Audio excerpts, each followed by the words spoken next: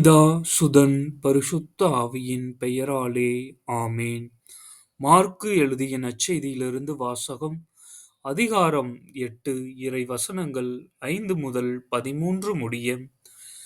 இயேசு கப்பர்நாகுவுக்கு சென்றபொழுது, நூற்றுவத் தலைவர் ஒருவர் அவரிடம் உதவி வேண்டி வந்தார்.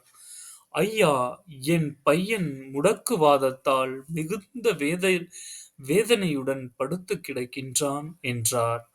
இயேசு அவரிடம், நான் வந்து அவனை குணமாக்குவேன் என்றார். நூற்றுவத் தலைவர் மறுமொழியாக, ஐயா, நீர் என் வீட்டிற்குள் அடியெடுத்து வைக்க நான் தகுதியற்றவன். ஆனால் ஒரு வார்த்தை மட்டும் சொல்லும், என் பையன் நலமடைவான். நான் அதிகாரத்திற்கு உட்பட்டவன். என் அதிகாரத்திற்கு உட்பட்ட படைவீரர்களும் உள்ளனர். நான் அவர்களுள் ஒருவரிடம் செல்க என்றால் அவர் செல்கின்றார். ஒருவரிடம் வருக என்றால் அவர் வருகின்றார். என் பணியாளரை பார்த்து இதை செய்க என்றால் அவர் செய்கின்றார் என்றார். இதை கேட்டு இயேசு வியந்து தம்மை பின்தொடர்ந்து வந்தவர்களை நோக்கி, உறுதியாக உங்களுக்கு சொல்கின்றேன், இஸ்ரேலில் யாரிடமும் இத்தகைய நம்பிக்கையை நான் கண்டதில்லை.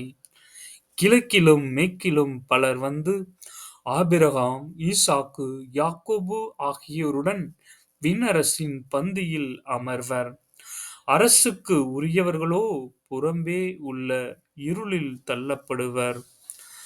அங்கே அழுகையும் அங்கலாய்ப்பும் இருக்கும் என்றார். பின்னர் இயேசு நூற்றுவத் தலைவரை நோக்கி, நீ போகலாம், நீர் நம்பிய வண்ணமே உனக்கு நிகழும் என்றார்.